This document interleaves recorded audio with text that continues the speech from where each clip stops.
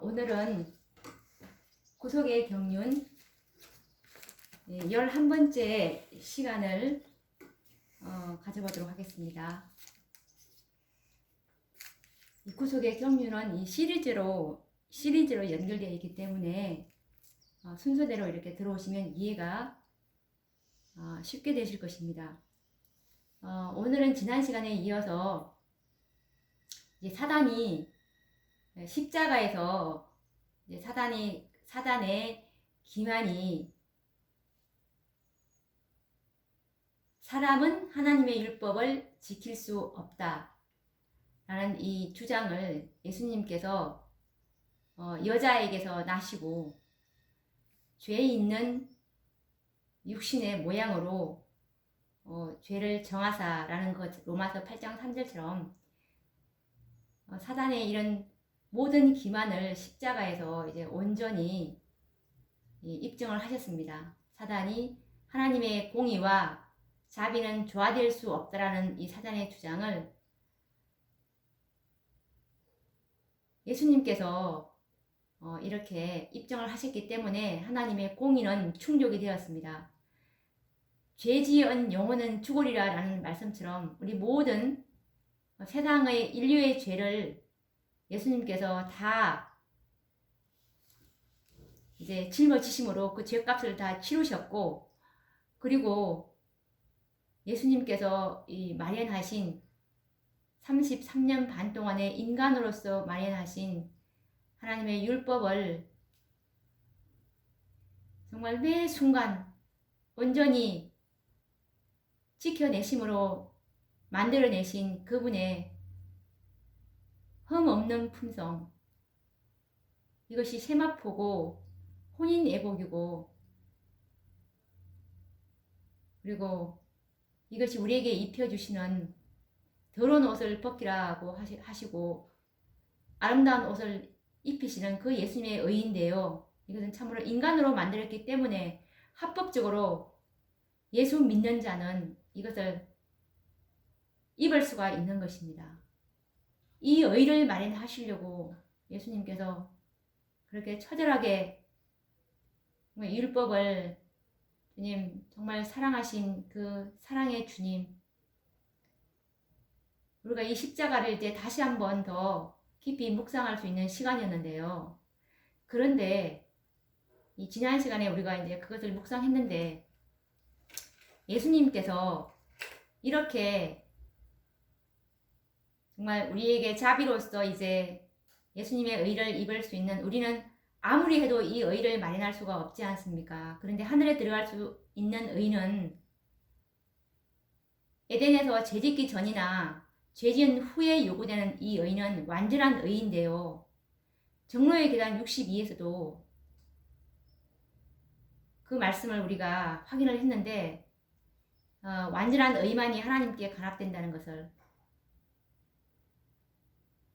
그래서 예수님이 마련한 그 의를 우리가 있기 때문에 우리가 하나님 앞에 간합이 될 수 있는데요. 오로지 그분의 공로만이 하나님 앞에 간합되는 것입니다. 우리가 믿음으로 이 의를 주장할 수 있고, 우리가 믿음으로 또 이 의를 주님께서 이 지성소 시대에 사는 하나님의 남은 백성들, 남은 무리들, 라오디게아 시대의 남은 무리들에게는 이 믿음을 실상으로 만들어 주셔서 정말 우리에게서 완전히 예수님의 의를 이제 보게 될 것인데요. 그렇게 해서 이제 계시록 18장에 이 일 후에 다른 천사가 하늘에서 내려오는 것을 보니 그의 영광으로 땅이 환하여지더라 라는 말씀처럼 그의 영광이 바로 예수님의 품성인데요. 그 품성이 이 마지막 세대들에게는 실제로 그 품성이 우리에게 나타남을 우리가 볼 수 있는 세대입니다. 그래서 이 마지막 이 남은 무리들이 구속의 열매라고 할 수가 있죠. 다시 본론으로 들어와서 이제 십자가에서 이제 다 끝난 줄 알았는데, 그런데 지금도 이 4,000년 뒤에 2,000년간이나 이렇게 사단과 예수님과의 대쟁투가 계속 전개되고 있죠. 그럼 왜 전개되고 있는지 한번 또 봐야 되겠죠. 사단이 새로운 기만을 내놓게 된 것입니다. 그리스도께서 십자가의 죽으심으로 사단의 변장은 이제 벗겨졌습니다. 그런데 모든 우주 거민들과 이 천사들은 사단의 모든 기만과 본질을 알았지만 아직도 인간들은 사단의 기만과 본질을 이해하지 못하였습니다. 그래서 이 영광의 왕이시며 메시아가 되시는 그리스도를 십자가에 못 박고 있었습니다. 그래서 사단은 또 다른 기만으로 인류를 속이려고 했던 것이죠. 하나님의 율법은 결함이 있어서 순종할 수 없다는 주장과 함께 이제는 하나님의 율법의 속성인 자비가 공의를 파괴시켰다는 기만이었습니다. 이것은 무슨 말씀이냐 하면 그리스도께서 이 십자가에 죽으심으로 말미암아 율법의 의무에서 해방이 되었고, 그리고 이 율법은 결함이 있는 율법이기 때문에 어떤 율법의 이 항목은 제거되고 변경되어야 한다 하는 것이 사단의 또 다른 기만이었던 것입니다. 십자가가 공의를 파괴시킨 것이 아니라 더욱 완전하게 했는데, 공의를 파괴시켰다면 예수님인 하나님께서 왜 죽으셔야 하겠습니까? 그럴 필요가 없었죠. 하나님의 아들이라도 이 저주를 받은 이 죄로 온 인류의 죄를 짐을 본인이 전가를 했다면 죽어야 하는 것입니다. 율법은 죄 지은 영혼은 죽으리라 하는 것이 이 율법의 이 선고이기 때문에, 율법이 말하는 것이기 때문에 하나님의 아들도 죽어야 하는 것입니다. 그것이 곧 율법의 이 공의를 파괴시키는 것이 아니라 더 세우는 거겠죠. 이것이 바로 공의를 굳게 확립시킨 바로 그 십자가를 사단은 반대로 이용하였던 것입니다. 이것에 관련된 증언의 말씀은 시대의 소망 762페이지에 있는 말씀인데요. 그리스도께서는 당신의 생애와 죽음을 통하여 하나님의 공의는 그분의 자비를 손상시키지 않을 뿐 아니라 죄는 용서받을 수 있고 하나님의 율법은 의로우며 온전히 순종할 수 있다는 사실을 입증하셨다. 율법에 대한 사단의 비난은 반박을 당했다. 하나님께서는 인류에게 그분의 사랑의 명백한 증거를 주셨다. 그러자 사단은 또 다른 속임수를 내놓을 것이었다. 그는 하나님의 자비가 그분의 공의를 파괴시켰고 그리스도의 죽음이 하나님의 율법을 폐기시켰다고 선언했다. 그러나 만일 율법을 변경시키거나 폐기시킬 수 있었다면 그리스도께서 죽으실 필요가 없었다라는 이 증언의 말씀, 시대의 소망 762페이지에 있는 말씀인데요. 예수님께서 율법을 확립하신 바로 그 방법을 사단은 율법을 파괴한 행위라고 주장을 했던 것이죠. 그래서 이제 이 문제를 놓고서 이제 십자가 이후에 예수님과 사단 사이의 대쟁투의 마지막 싸움이 이제 벌어질 것인데요. 사단은 이제 앞으로 하나님의 이 율법에 결함이 있어서 어떤 특정 부분이 제거되었다고 사단은 주장하고 있는데요.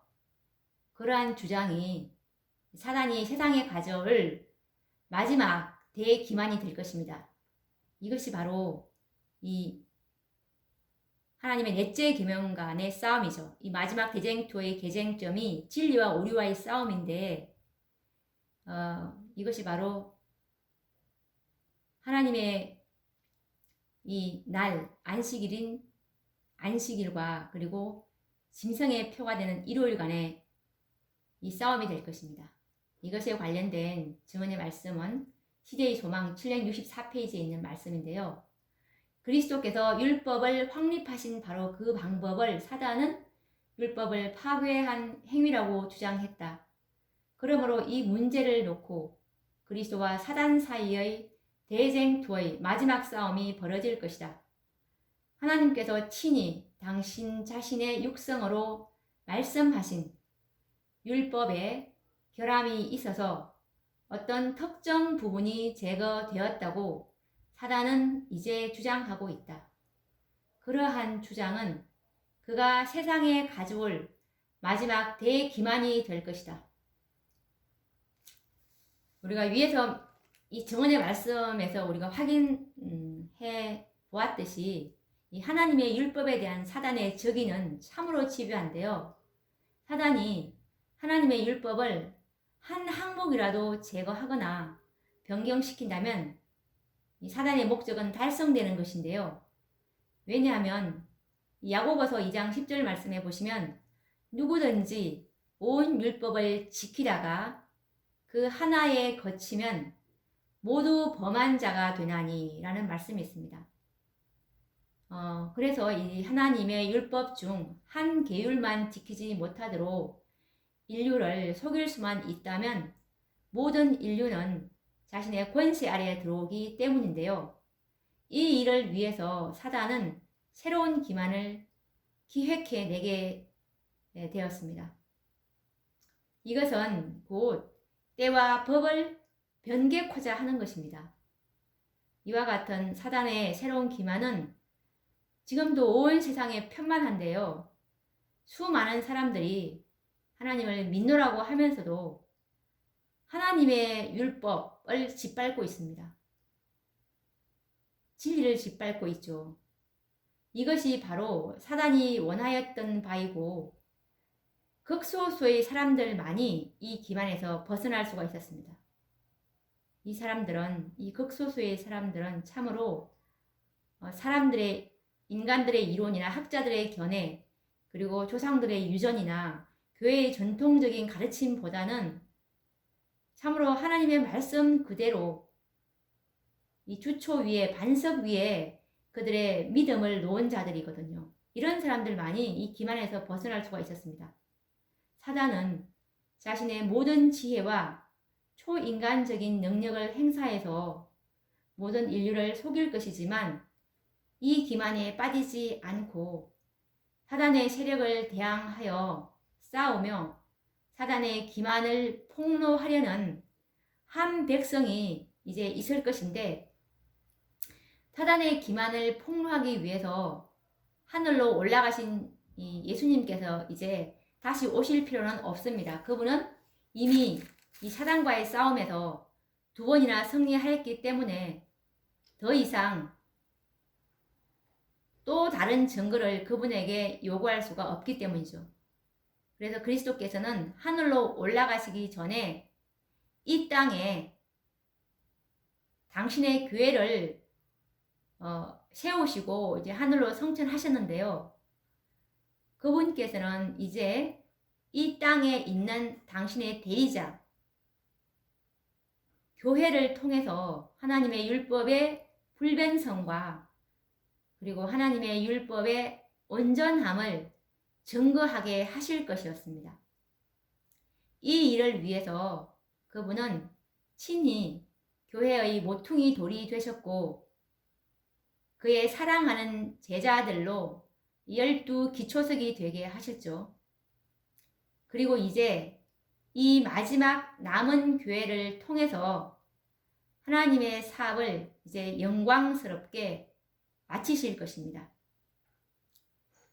이들을 통해서 이 마지막 남은 교회, 여자의 후손, 이들을 통해서 당신의 율법은 순종할 수가 있고 그분의 율법은 완전하고 불변하다는 사실을 증명하실 것이 하나님의 계획인 것입니다. 이것에 관련된 증언의 말씀은 시대의 소망 764페이지에 있는데요. 읽어보겠습니다. 대쟁투가 끝나게 될 때에는 그렇지 않을 것이다.